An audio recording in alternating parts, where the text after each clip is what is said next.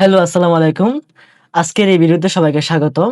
আর আজকের ভিডিওটা খুবই স্পেশাল বিকজ ২০২২ সালে নটরডেম কলেজে ভর্তি পরীক্ষার যে ইকুয়েশন সেটা সলভ করব। এটা মেইনলি শিফট ৮ টা শিফটের এক্সামের ইকুয়েশন গুলো ছিল আরকি। আর সবচেয়ে বেশি স্পেশাল হচ্ছে আমার জন্য বিকজ অফ এটা কেন আমার জন্য স্পেশাল?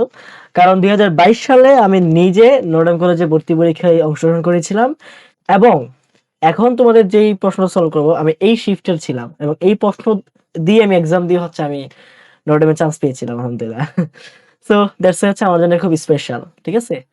সো আজকের ভিডিওতে আমি হচ্ছে নটরডেম কলেজের এই যে এই বছরে মানে ২০২২ সালের প্রশ্নগুলো সলভ করাবো এবং নেক্সট ভিডিওগুলোতে হচ্ছে অন্য প্রশ্নগুলো সলভ করাবো এবং বিগত ৪-৫ বছরের যে প্রশ্নগুলো আমি কালেক্ট করছি সবগুলোকে সলভ করবো আরকি।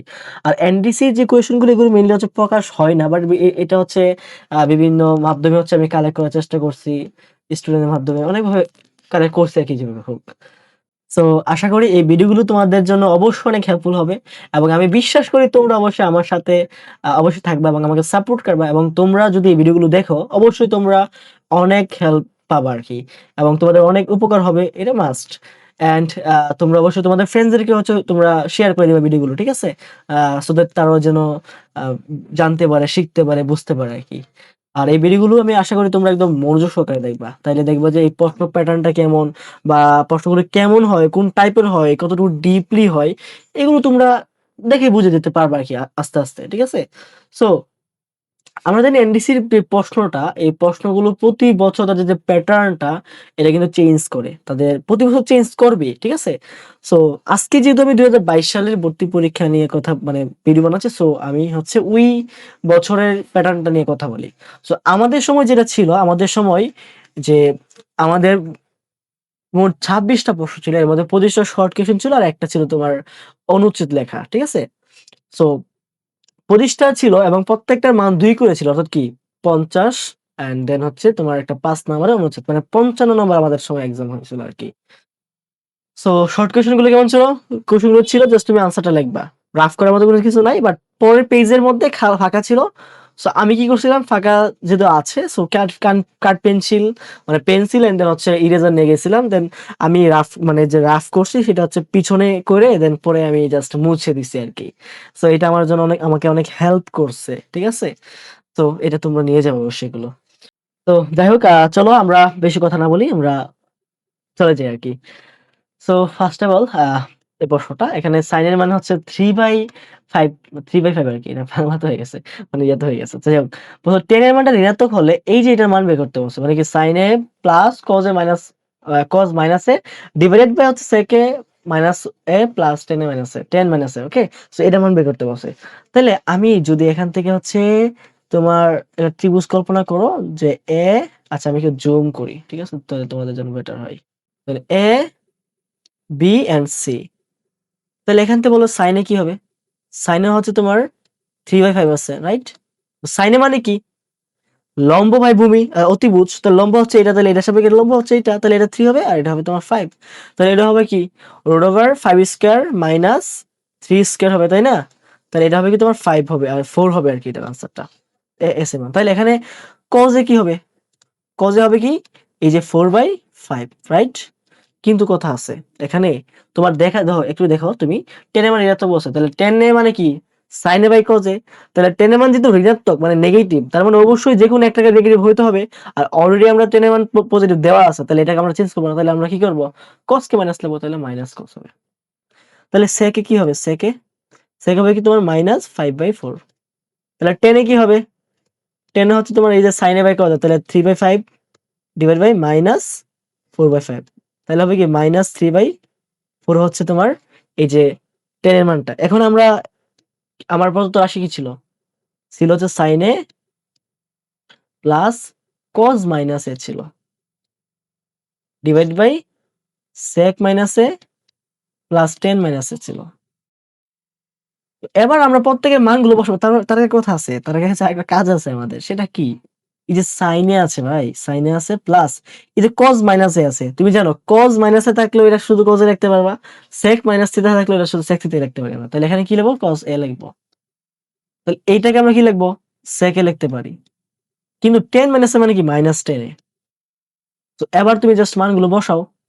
তাহলে সাইনে কত, সাইনের মান 3/5 পাইছিলাম, প্লাস কজে, কজ কত, কজে হচ্ছে -4/5, -4/5 ডিভাইড বাই হচ্ছে সেকে, সেকে কত -5/4 মাইনাস কি 10 এ, তো 10 এর মান তো মাইনাসের, আর এখানে মাইনাস তাহলে প্লাস হয়ে যাবে, তাহলে 3/4 হবে। এবার আমরা ক্যালকুলেটর বসাইলে আমরা আমাদের মানটা পেয়ে যাব।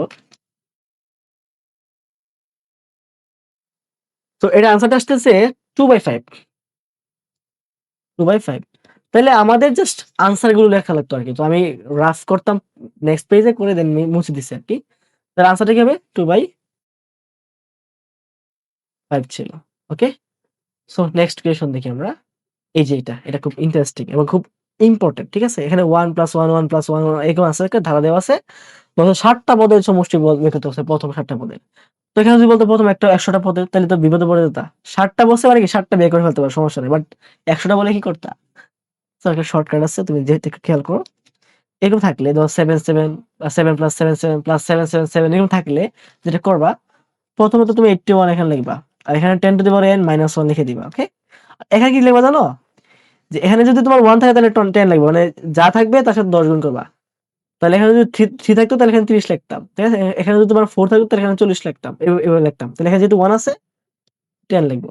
এখন তুমি এখানে বসাও 10/81 ইনটু 10⁻7 - 1, দেন ক্যালকুলেশন করো, তাহলে পাবা কি 1 2 3 4 5 6 এরকম 7 সামথিং এরকম পাবা, ঠিক আছে। এটা ছিল আমাদের আনসার, তুমি জাস্ট আনসারটা বসাই দিলে হয়ে যাবে।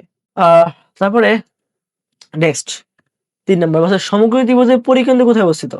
তাহলে তুমি একটা সমকোণী ত্রিভুজ একটু কল্পনা করো। তাহলে এই যে পরিবৃত্তটা আছে, পরিবৃত্তটা কি হবে, তোমার সমকোণী ত্রিভুজের প্রত্যেকটা শীর্ষকে স্পর্শ করে যাবে তার পরিধিটা, ঠিক আছে, তাই না। তাহলে এই যে বৃত্তটা আছে, পরিবৃত্তটা আছে, তার যেই ব্যাস হবে, তুমি কি জানো, ব্যাসটা হবে তার অতিভুজ, এই ত্রিভুজের অতিভুজের সমান হবে, এই অতিভুজটা হবে কি ব্যাস হবে, ঠিক আছে। তাহলে যেহেতু পরিকেন্দ্র বস্তু, তাহলে এটা অর্ধেকটা হবে, মানে মধ্যবিন্দুটা হবে। তাহলে কি তোমার অতিভুজের মধ্যবিন্দু হবে না, তাহলে কি অতিভুজের মধ্যবিন্দু হচ্ছে তোমার এইটার আনসার, মানে পরিকেন্দ্রের অবস্থিত, ঠিক আছে। তবে 4টি মুদ্রা একত্রে নিক্ষেপ করা হলে কমপক্ষে একবার হেড আসার সম্ভাবনা কত। খুব ইজি। তাহলে মুদ্রা 4বার নিক্ষেপ করলে তো মনে আছে 2^n, অনুকূল ফলাফল কত, সরি মোট ফলাফল কত 2^n, তাহলে 4বার করাইলে 2^4 মানে কি 16, তাহলে মোট ফলাফল 16টা হইতে পারে। এখন দেখবো যে একবার কমপক্ষে একবার হেড আসার সম্ভাবনা কত, তাহলে টেল মানে শুধু একটা বাদে, বুঝছো, একটা মধ্যে যেগুলো সবগুলো টেল হবে, তাছাড়া বাকি সবগুলোর মধ্যে তোমার মিনিমাম একটা হেড থাকবেই। তার মানে কি হেড আসার যে তোমার অনুকূল যে ফলাফল, এটা তোমার 15, ঠিক আছে, না তো তুমি করে ফেলতে পারো। তাইলে আমার না আসার সম্ভাবনা কত হবে, তাহলে হচ্ছে মোট ফলাফল 16, আর আসার অনুকূল ফলাফল কত তোমার 15, তাহলে এটা হচ্ছে আমাদের আনসার। ওকে, ইজি ছিল। আচ্ছা, এটা ইম্পর্টেন্ট অঙ্ক। তো একটি বিন্দুর কোটি 2, এই বিন্দু থেকে যে এই বিন্দুর দূরত্ব 3 একক হলে বিন্দুর ভুজ কত। তাহলে ভুজ মানে কি x এর মানটা x, আর কোটি হচ্ছে y এর মানটা 2 দেওয়া আছে। তাহলে এই বিন্দু এবং এই বিন্দুর দূরত্ব 3 একক হলে আমাকে এখানে x এর মানটা বের করতে বলছে। চলো, মানে এখানে ভুজটা বের করতে বলছে, তাহলে কি হবে, দূরত্ব হবে কি, এই যে root over x - 5 whole square plus 2 - 2 whole square উল্টো হচ্ছে 3। ওকে, এবার চলো,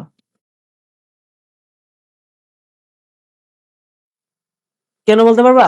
এই যে খেয়াল করো তো, আমার এখানে 2 2 0, 2 থেকে 2 বিয়োগ করলে 0, তাহলে থাকে এটা। তাহলে এটা তো তোমার প্লাস হইতে পারে মাইনাস হইতে পারে, যেহেতু রোড করছো আমরা। তাহলে কি এটা হইতে পারে কি, এই যে এটা x - 5 মডুলাস অফ 3, তাহলে এটা মানে একবার প্লাস হইতে পারে মাইনাস হইতে পারে, রাইট। তাহলে একবার প্লাস নিয়ে কাজ করো, প্লাস নিলে যেটা হবে এখানে x - 5 ইজ ইকুয়াল টু হচ্ছে 3, তাহলে x এর মান আসবে 8। আরেকবার মাইনাস নিয়ে কাজ করবা, তাহলে x - 5 ইজ ইকুয়াল টু -3, তাহলে হবে কি তোমার x এর মান হবে কি 2, তাহলে x এর মান কি 2 আর 8, এটা হচ্ছে আনসার, x এর মান মানে ভুজের মান, ঠিক আছে। তারপর হচ্ছে একটি বর্গের বাহুর দৈর্ঘ্য হচ্ছে 100 সেন্টিমিটার, এতে 10% মানে আপেক্ষিক ত্রুটি থাকলে আয়তনের পরিমাপে ত্রুটি কত, আপেক্ষিক ত্রুটি কত, ঠিক আছে। তাহলে আমার এই যে জানি ধর আয়তন হচ্ছে ভি = l কিউব বর্গের, এটা ঠিক আছে।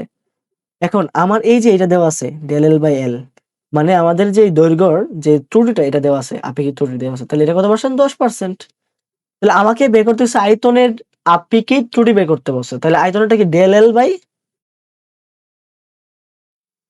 এই যে ডেল ভি বাই ভি আমাকে বের করতে হবে। তাহলে মনে রাখবা তোমার এই যে 3 আছে ঘাত এটা সামনে নিয়ে আসবা, দেন ইনটু দিবা, আর এই যে এল ডেল এল বাই এল লিখবা। তাহলে 3 বসাও, আর এটার মান কত 10%, 10%, তাহলে হবে কি 30% হবে কি তোমাদের, এই যে এটার আনসার হবে 30%। তাহলে আমার আয়তনের যে আপেক্ষিক ত্রুটি আছে সেটা 30% হবে। ওকে, দেন এটা ইম্পর্টেন্ট একটা ম্যাথ। এখানে কোন মাধ্যমের যে আমরা মাধ্যমের তরঙ্গ দৈর্ঘ্য কম্পাঙ্ক দেওয়া আছে এবং তরঙ্গ দৈর্ঘ্যের পার্থক্য দেওয়া আছে 1 মিটার হলে মাধ্যমের বেগ কত, শব্দের বেগ কত। তাহলে খেয়াল করো, আমরা কি জানি v equal two f lambda, এটা আমরা জানি। তাইলে এখান থেকে আমরা কি লিখতে পারি, ল্যামডা ইজ ইকুয়াল টু হচ্ছে তোমার কি b বাই f। তার মানে এই যে f এর সাথে ল্যামডার সম্পর্ক হচ্ছে ব্যস্তানুপাতিক। যদি তোমার ফ্রিকোয়েন্সি বা কি বলে এটাকে কম্পাঙ্ক যদি বেশি হয় তাহলে আমাদের ল্যামডা ছোট হবে, আর কম্পাঙ্ক ছোট হলে ল্যামডা বড় হবে। তাহলে ল্যামডার পার্থক্য 1 মিটার দেওয়া আছে, তাহলে কি বড় থেকে ছোট বিয়োগ করতে হবে। তাহলে এখানে কম্পাঙ্ক ছোট কার, তার, তাহলে হচ্ছে তার ল্যামডা বড় হবে। এই যে ল্যামডা 2টা বড় হবে আর ল্যামডা 1টা ছোট হবে। এটা হচ্ছে তোমার f1, এটা হচ্ছে f2, তাই না? তাহলে f2 যেহেতু ছোট তার মানে ল্যামডা 2 হচ্ছে বড় হবে। তাহলে lambda 2 minus lambda 1 equal to হচ্ছে 1 দেওয়া আছে। তাহলে এখানে ল্যামডা 2 মানে কি v বাই f2 হবে, মাইনাস v বাই f1 হবে ইকুয়াল টু 1। এই যে v equal to lambda equal to v by f। তাহলে এখানে মানগুলো বসাই রে। আচ্ছা, এখানে আমরা b কমন নিই, নিলে হচ্ছে 1 by f2 minus 1 by f1 equal to 1। তাহলে এখান থেকে b এর মানটা যদি বের করো, এখানে মানগুলো বসাইলে আমাদের মানটা চলে আসে কত দেখি তো, মানে 1 বাই এই সবটা নিয়ে আসলাম 1 by f2 divide minus 1 by f1 মনে করে নিয়ে এলাম এখানে।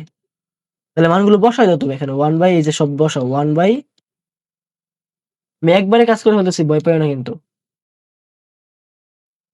480 মাইনাস 1 বাই 640, তাহলে এখান থেকে সরাসরি চলে আসবে বিয়ের মান। তাহলে এখানে আসবে কত 1920 মিটার পার সেকেন্ড। তাহলে 1920 মিটার পার সেকেন্ড হবে কি এই যে শব্দের বেগ। ওকে, সো খুবই ইজি ছিল কিন্তু। তারপর বলছে এমন একটি দর্পণ যেখানে বিবর্তনের মান 1 এর চেয়ে বড় পাওয়া যায় এবং দর্পণটির ফোকাস দূরত্ব দেওয়া আছে কি 10 সেন্টিমিটার, মানে কি f এর মান দেওয়া আছে 10 সেন্টিমিটার। তারপরে এই দর্পণটার তোমার আহ একটি বস্তুকে দর্পণ হতে তোমার এত সেন্টিমিটার দূরে রাখলে তার প্রতিবিম্ব কোথায় হবে, এখানে প্রতিবেশ হয়ে, সরি এখানে প্রতিবিম্ব হবে, ঠিক আছে। তাহলে এখানে আমাদের ইউ মান দেওয়া আছে, তাহলে আমাকে বের করতে হবে কি ভি এর মান কত। তাহলে আমরা জানি কি এটা হচ্ছে অবতল দর্পণ, যেহেতু তোমার এম এর মান 1 এর চেয়ে বড় পাওয়া যায়, সো আমরা বুঝতে পারলাম কি এটা অবতল দর্পণ, ঠিক আছে। তাহলে 1 by U plus 1 by B is equal to 1 by F. তাহলে এখান থেকে আমরা 1 বাই বি লিখতে পারি কি 1 by F minus 1 by U. তাহলে মানগুলো বসাও। তাহলে 1 বাই এফ কত, এফ হলো 10, 1 বাই ইউ কত 15, তাহলে হবে 1 বাই 30 হবে। তাহলে এই যে 1 by V is equal to 1 by 30, তাহলে ভি এর মান কত হবে 30 সেন্টিমিটার হবে, ঠিক আছে। 30 সেন্টিমিটার হচ্ছে ভি এর মান। ওকে, রাইট। এবার 60 কেজি বড় একজন ব্যক্তি 5 কিলোমিটার উচ্চতার ঢালু একটি তল বরাবর এত কিলোমিটার উচ্চতায় উঠলে কি কাজ করো। তাহলে খেয়াল করো, বিষয় এমন আর কি, ধরো এরকম, এটা 5 কিলোমিটার। তো বস্তুটাকে ধরো ব্যক্তিটা এখান থেকে এখানে যাবে আর কি, এটা 5 কিলোমিটার ঢালুটা, আর এই যে ভূমি থেকে যে এটার যে উচ্চতাটা এটা হচ্ছে তোমার 2 কিলোমিটার। তাহলে আমরা কাজ বের করবো কেমনে, ডব্লিউ ইজ ইকুয়াল টু হচ্ছে এম জি এইচ। তাহলে এম মান 60, জি মানে 9.8, আর এস কি 5 কিলোমিটার বসে দিবা, হবে না। এখানে বুঝতে হবে এখানে এসটা আসলে কি। এসটা হচ্ছে কি আমার যে একদম ভূমি থেকে যে উচ্চতা উঠছে এটার সরাসরি যে উচ্চতা, এটা এই যে এটা 2 কিলোমিটার। তাহলে এখানে 2 কিলোমিটারকে কি মিটার নিবা, তাহলে 2000 মিটার আর কি। তাহলে এটা গুণ করলে আমাদের আনসারটা চলে আসবে আই থিংক 60 ইন্টু 9.8 ইন্টু 2000।